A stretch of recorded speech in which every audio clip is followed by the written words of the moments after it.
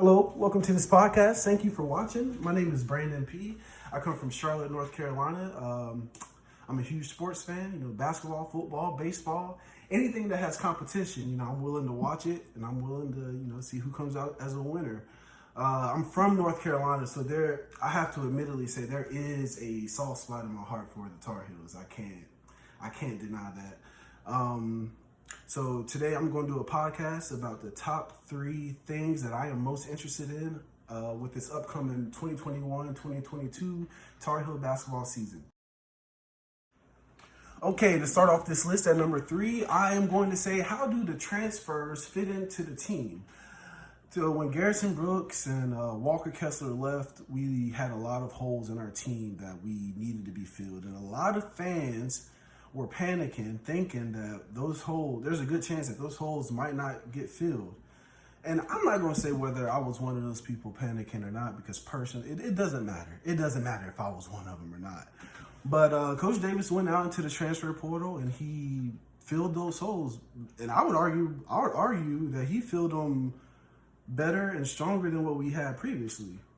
So first, obviously, we have to start off with Dawson Garcia. I would say he is probably the most talented transfer that we bought in to the team.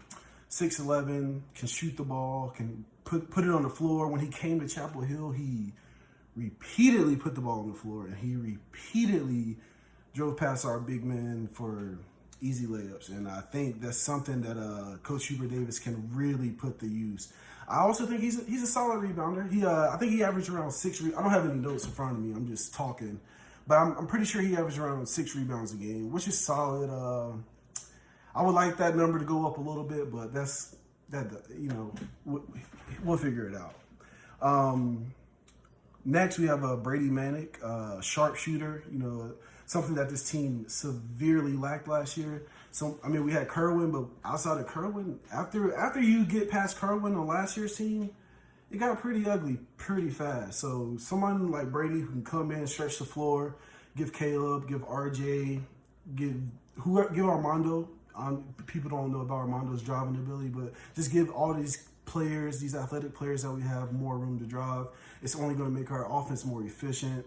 It's going to be more fun to watch. It's going to it's going to be like more modern basketball, pretty much.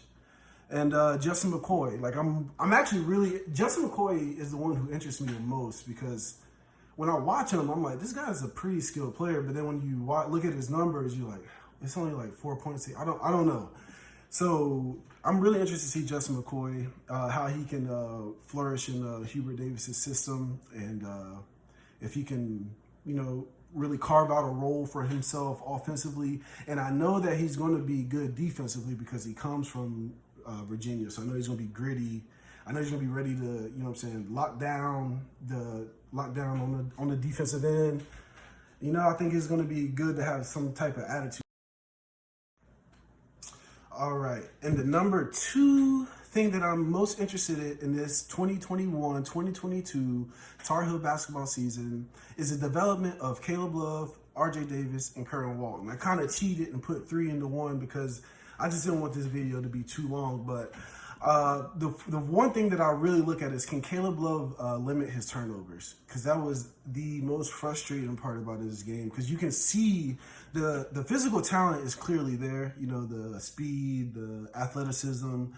He didn't shoot the ball well, but from all reports, he's a good shooter. So he has all the tools to be an elite point guard in the ACC. But we have to limit those turnovers, because those are just, to be an elite team.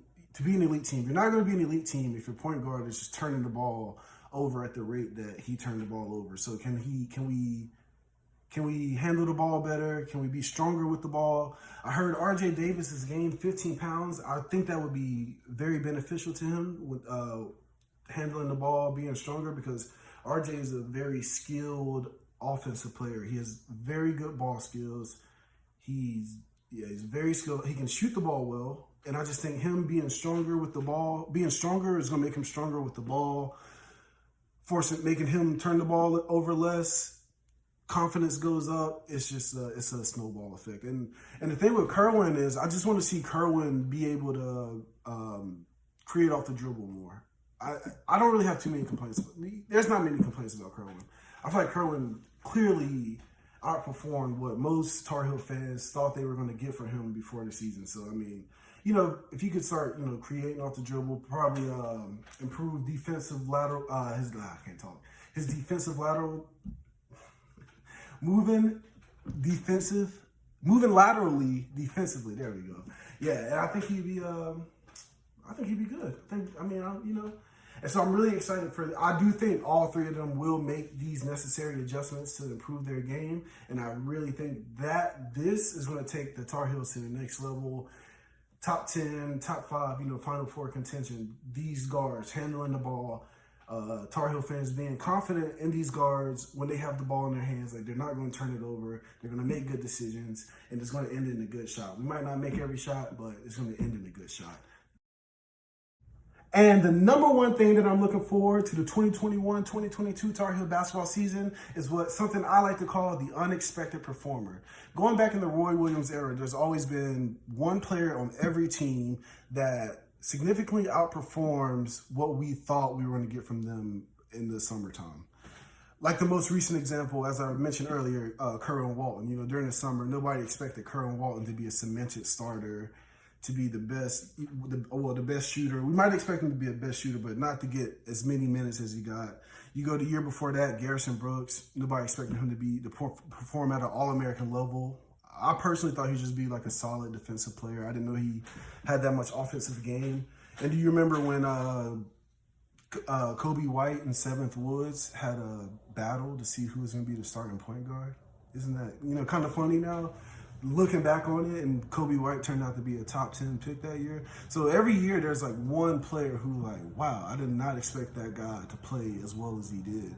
So on this year's team, I'm really interested to see who's that guy? Who's going to be that guy that we're not thinking of right now, but at the end of the season, wow, he outperformed what I thought he was going to do in the summertime. Some guys that just popped to my mind off the top, I would have to say Puff Johnson, a 6'8" guy that can shoot the ball. NBA executive's dream, 3-and-D. I mean, he has to improve his defense, but a lot of potential to be a 3-and-D guy. There's a lot of upside there. So, he could have a season that we're not expecting him to have right now. Hubert Davis' system might fit him perfectly. Another guy I look at is a guy like Anthony Harris. I know that's a weird one for a lot of people because he doesn't have the physical tools like Puff Johnson has. But personally, I've just always been a big fan of his. The perseverance to fight through the injuries. I always look at the fact that he was one of the lead guards on that team takeover team that went undefeated in Peach Jam. I don't think people understand how big of an accomplishment that is to go undefeated in Peach Jam. Armando Bacot was on that team also, but Anthony Harris was a leader on that team. I just think there's something special about that. I don't know. I could be wrong. I just think there's something special about that.